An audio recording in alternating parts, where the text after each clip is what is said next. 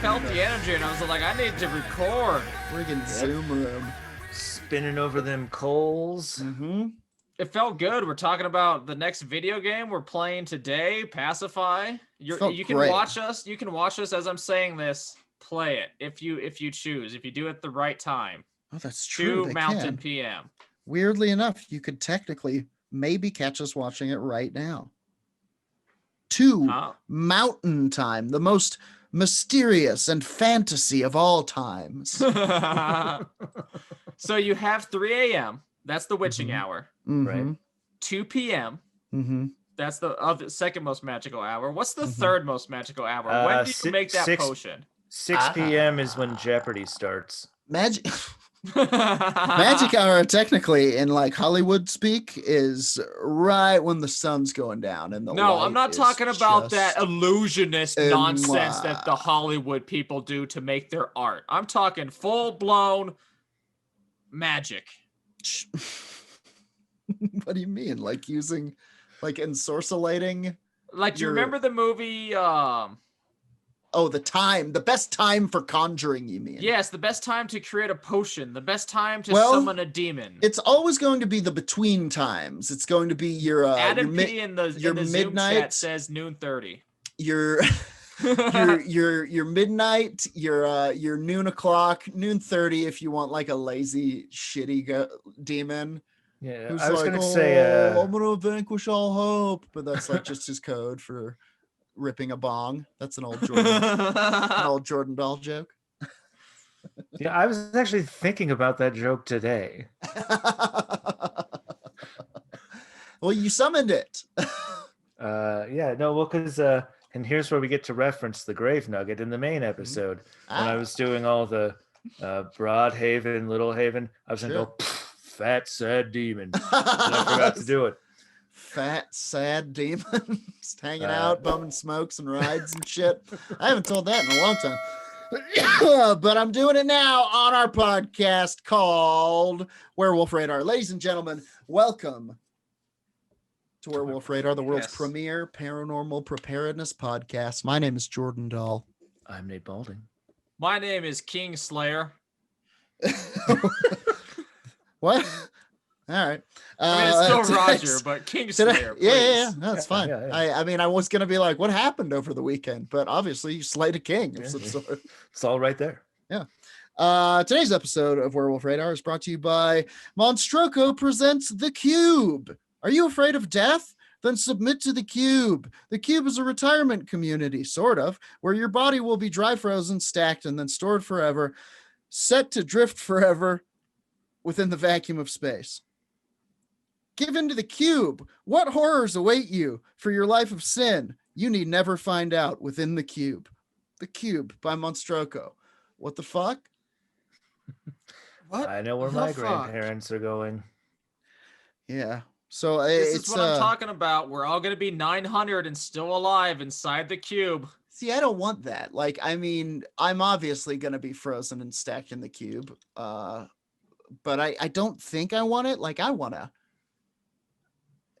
know. Be free when you're I want to know what's beyond. Yeah, but I've definitely across the plains. I mean, I don't want to anger our sponsor, Monstroco.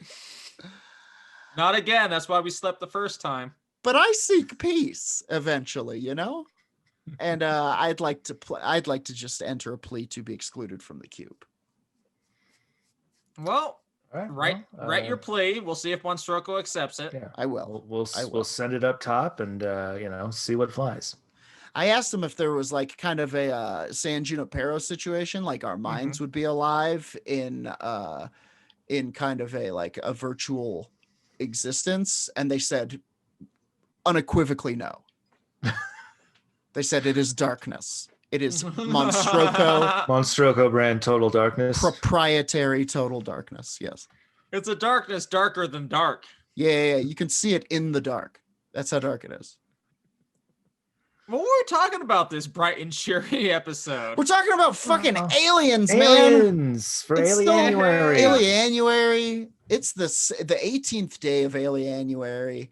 And you know what that means. More aliens. Time to rebait the traps on the roof. I got crazy stuff. I think I'll go last just to cap it on something absurd. I'm doing more into the Russian secret alien files. It's deep. This book's deep. The Russian secret alien files. I have a pretty solid thing that I think is probably going to end up being an ongoing segment. Sure. As yet untitled, I guess it'll be school for aliens who are cool. That flu really took it out of you. Yeah, I was looking for any sort of rhyme with alien and something school related. Hey, listen, it is the 18th day of Alienuary. We're bound to start running out of rhymes at some point. Jordan, Cosmic lunchtime. Nice. Cosmic lunchtime. Love it. Yeah, Damn. yeah. See, all you needed was a breath. Yeah. And, you can tune in to KXP 97.1 every Saturday between 1 and 2 for Cosmic lunchtime. Cosmic lunchtime. It's all you can eat fish with a P. But would you like to go first like normal, Jordan? I thought Nate was going to go, but I'll yeah, happily go. I was leading into Never mind. The aerial school in Zimbabwe. Ooh. It turns out a lot of schools have been visited by aliens. Okay, and is this like a flight school? No, this is for children. Oh, for child pilots? For children, yeah. Child pilots. It's an Ender's Game in Zimbabwe. You hear about child soldiers and stuff in Darfur, but you never hear about the child Air Force they have going. Oh, well, I'm picturing like radio flyers and like boxes with it's like adorable. But with real machine guns. Oh man, Yeah. I hate Guns to are bring cheap. this up, but fucking Hampton Yount, do you know who he is? Yes. He's so funny. He's a hilarious comic, and he has a great joke that I've only seen him tell once about kiddie porn and how it just sounds like porn that's produced and made by children. And it's like kind of adorable. They're like getting tangled up in the cords and like a big armful of dildos. Like, no, I dropped them. It's ridiculous. That's a fantastic joke. Yeah. He's very funny. He was also the voice of Crow T Robot in the reboot of MST3K. That fucker. Now we know the rest of the story. Yeah. Anyway, go ahead. So in 1994, teachers and school officials at the aerial school in Ruwa, Zimbabwe, were astonished when no less than 62 students claimed to have had a bizarre and terrifying prophetic encounter with a UFO and its unearthly occupants. On Friday, September 16th, 94, the Republic of Zimbabwe's aerial school, which is a private elementary school about 20 miles outside the capital of Harare, became host to one of the most unusual cases in the history of ufology when a throng of over 60 school students, they kind of covered this, had a run-in with a pair of creatures from out of this world.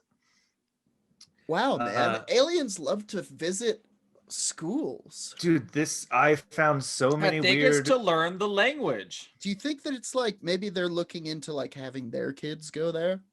Probably. They're checking out the neighborhood. Sure. The aerial school is a very, this is a lot of, like ambassadors' kids and shit. Sure. How do you spell Ariel? Ariel. Like and the mermaid. What's the address? And GPS coordinates? 1624 Harare Road. Okay, go ahead. At 10:15 a.m., while the children, who ranged from 5 to 12 years old, were playing in a field adjacent to the school during their mid-morning break. The children claimed that while they were playing, they noticed 3 silver balls soaring in the sky above the school. Dang. The orbs, which quickly caught the attention of the whole group, intermittently flashed red and would disappear in a burst of light and then reappear in another section of the sky. According to the eyewitnesses, these mysterious metallic objects vanished and rematerialized 3 more times before slowly descending toward the school, following a line of transmission towers. Crazy. That's credible. That's like very descriptive. I'm believing this. Why would it? 62 kids and 1 teacher we'll later find who was like out there monitoring, all saw this. The questions after recess were intense for these poor underpaid teachers. The anxious kids then claimed that one of the silver UFOs dropped lower than the others and landed or hovered just above the ground in a cluster of gum trees about 300 feet from where they were playing. Although the area where the UFO had landed was forbidden to the children due to the proliferation of thorn bushes, poisonous snakes, and spiders, it was not fenced off from the schoolyard. This allowed the still frightened kid, yet intensely curious kids, to begin to approach the unusual object. It was at this moment that this already strange scene took a turn for the bizarre, when a small black-clad humanoid figure, approximately 3 feet in height, emerged from the top of the object. The witnesses claimed that the being's suit was shiny and tight-fitting. They also stated that it had a scrawny neck, a narrow face, thin arms and legs, long black hair. Suit, huh? Oh, but all that other stuff was me. And huge eyes like rugby balls. Whoa, fucking hell. He looks like he looks like Vince Noir. Kinda. The entity, apparently unaware of the growing crowd of spectators, scrambled down to the rough patch of earth, presumably to explore the terrain. Not unlike the bizarre geologically inclined beings that landed in the Russian city of Voronezh in '89, which we'll probably all do that next week. And that's what's behind you, right? Everyone can see that. Yes. Go to our YouTube if you're not watching that. That's where all of our backgrounds, some hilarious, some very informative, some deeply disturbing. The creature apparently moved back and forth in the scrub brush like it was, quote, bouncing as if he were on the moon, but not quite so much. Okay.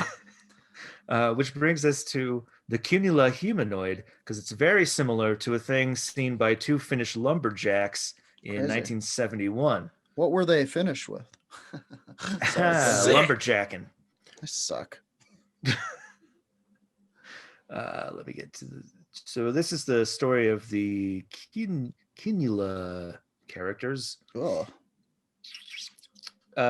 So before the 2 lumberjacks, there were 2 women who saw a crazy, strange UFO chasing behind their car up the side of a mountain.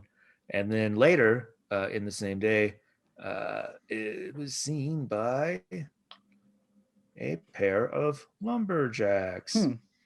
Let me see. On this day, 2 lumberjacks, 21-year-old Peter Alioranta and 18-year-old Esko Juhani Snek, had a close encounter that would haunt them for the remainder of their days. The fantastic event began at approximately 3 p.m. when the young duo, who'd spent the morning cutting down trees in the forest near the village of Kangaskila in Kinula, Finland, decided to call it a day because the overcast conditions were making it too dark to continue. According to their account, Aloranta had just turned off his chainsaw when he suddenly noticed an odd metallic object hovering at treetop level. He claimed it was shaped like 2 saucers on top of each other and was about 15 feet in diameter. A flying saucer, you could say? Oh, by the way, we have a correction. The Crypto Science Society said that the reason that they're called flying saucers is because they moved like flying saucers, like saucers being skipped like in the thrown? water. The first time that they were described was like a saucer being skimmed across water. So that's why they're called flying saucers, because they definitely don't look like it. But this is like almost exactly the same way that the kids at Ariel end up drawing the pictures of the saucer. Sure. At the bottom of the vehicle, there were 4 thin landing legs with rounded bases, which he estimated to be more than 6 feet long. If the craft made any sound, it was no doubt overwhelmed by the continued roaring of Snek's chainsaw. Aloranta continued to watch as a circular portal opened at the base and slowly descended from the ship. Within moments, the object landed in a small clearing between the trees, less than 50 feet away from the awestruck lumberjack and his still oblivious comrade. Aloranta stared in amazement as a weird green-garbed entity slowly descended through the open portal from the bowels of the craft.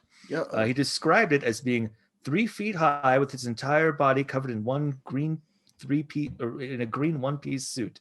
On the front of the head was a faceplate that was described as being akin to that of a scuba diver. It's a good look. It's a classic look. So that's a little different in that it's wearing a mask. It didn't seem like the ones at Ariel were wearing anything over their heads. True. Although the creature had arms and legs, the suit gave no indication of hands or fingers. The apparent structure of the suit seemed to be akin to a deep sea suits divers wear when they were to protect them from the pressures of the ocean at the most severe depths. Perhaps this alien was wearing something similar, as the pressure of Earth's surface may be harmful to creatures like itself. Interesting The theory. The bizarre spaceman seemed to defy gravity as it floated down to the 6 feet to the snow-covered ground below the ship. This thing is not written very well. It was then, much to Alaranta's alarm, that the creature began to approach him. Much to the lumberjack's surprise, the being did not sink into the snow, but continued toward him with short, stiff gliding movements akin to that of an astronaut skipping on the moon. Adorable. Yeah. Alaranta described the motion as almost robotic, but perhaps its movement was just inhibited by the suit it was wearing. At that moment, Alaranta, who was understandably terrified, started his chainsaw. My man. That's far enough. There's no farther. Stop it. Stop it. Stop it. Fucking hell. Snack, who was so focused on cutting branches off the felled tree he hadn't noticed the anomalous aircraft or its occupant, turned at the roar of the chainsaw and saw the shocked expression on his friend's features, as well as the tiny alien oddity that was galloping toward them. The lumberjack, with what must be accredited to a jolt of youthful bravery, advanced upon the humanoid as Sneck watched dumbfounded. Alaranta and the encroaching alien were less than 30 feet apart when the entity abruptly turned and started back towards the saucer with the same loping gait. Yeah, that's right, bitch. Welcome to Earth. This retreat further emboldened Alaranta. We got chainsaws. Inventor, owner, proprietor of the chainsaw. Try to stop humanity. So he goes running after the guy, just chainsaw wielded. Damn. As he gets closer to the UFO, Alaranta claims to have noticed other vaguely humanoid figures through the 3 windows, quote unquote, on the top side of the vehicle. When the alien was just 9 feet away from the craft, it levitated into the air in an odd fashion, floating towards the opening from which it had come. Go! It's got a chainsaw! I don't know what it is either. Just as the humanoid had descended to about 3 feet, Alaranta lunged and grabbed hold of the heel of the being's right boot with his bare right hand. Oh, that's brave. It was then that he was overcome with a flash of pain as the material of the creature's suit burned like a hot iron. Whoa, cool. The wounds caused by the contact with the boot were, according to reports, still clearly visible 2 months later. Crazy. Just like the wounds that those kids got in the field from the nugget. From the Welsh Triangle and the Grave Nugget, yeah. Alaranta instinctively leapt backwards, allowing the entity to glide back into its ship untouched. Then, of course, it takes off in a, quote, weak gust of air. All right, well. Just kind of like, poof. Following That's the worst. Punch it, Chewie. Our engine's so weak, Chewie. Following the UFO's departure, both dudes they were unable to talk and could not really move for about an hour. And there was rounded prints left. So that's the Kinila. And this is possibly what's at Ariel. Fucking hell. So we're back to Ariel. At this point, the second shiny suited entity emerged from the top of the craft, while the first seemed to almost inadvertently approach the children. So it seems like they don't even know that the kids are really there. Yeah, this is that same kind of like blasé attitude of just like they're basically wildlife, you know? It does seem like their armor very much is automatically has a defense system that, you know, paralyzes the person who would try to touch them. Interesting. Oh wow, I didn't even think of it like that. Roger, for the 700th time, are you an alien? No, I've just been playing Cyberpunk. It's part of my setup. Dude. Nice, that's great. Yeah. Eventually the aliens do notice that the kids are all watching them, and so they start staring back at them, and that freaks the kids out. They start running inside. Are they hilarious about it? Or are they like, ooh? do their feet go in circles real quick and then they go? Yeah. Absolutely. They shaggy and Scoob the hell out of there. So I'll try and make this a little quicker. 'Cause there's a lot more to this. Sure. One of the girls, 10-year-old, they don't give their real names. 10-year-old Isabel expressed just how frightening these creatures were. He was just staring. He was scary. We were trying not to look at him because he was scary. My eyes and feelings went with him. Yeah, what? Another girl, Elsa, claimed that the overwhelming sensation she had while staring at the alien's horrific visage was, "We are doing harm to the earth." Whoa. Another I mean, we student kind of also. are. Wait, we are or they are? We Like, are. Yeah. we are here Yeah. to do harm to the earth. We're from space. Yeah, another student, the same student, Elsa, claimed that she felt horrible for the rest of the day, unable to shake the horrific images that had been implanted in her brain by the Crazy. beings. Whoa. What did it look like? What was its horrific visage? Those rugby ball eyes. Oh yeah, on rugby its ball. tiny eyes. face. Sure. Weird. So all the kids said that when you looked into their eyes, they thought into your head. Whoa. Nice. That's scares me. awesome. And it gave them all grave warnings to stop destroying the planet or face the consequences. It was making little Greta Thunbergs.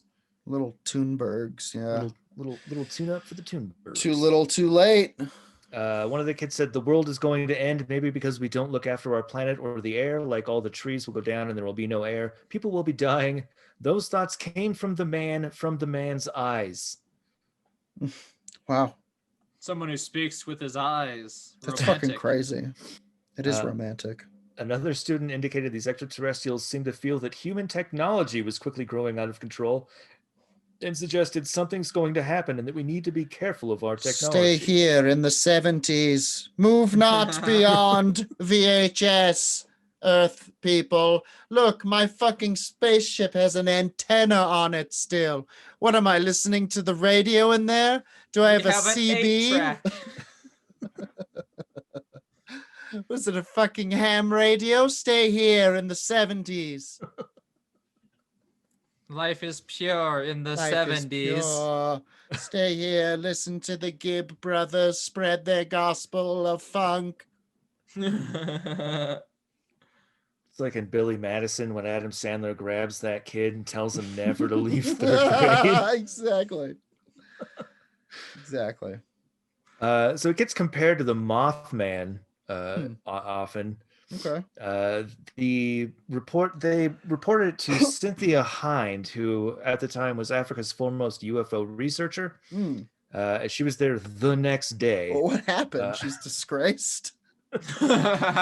Sometimes it happens. Sometimes you make a mistake in this field and the field removes you, expels you. She got caught sleeping with a UFO. Sometimes love.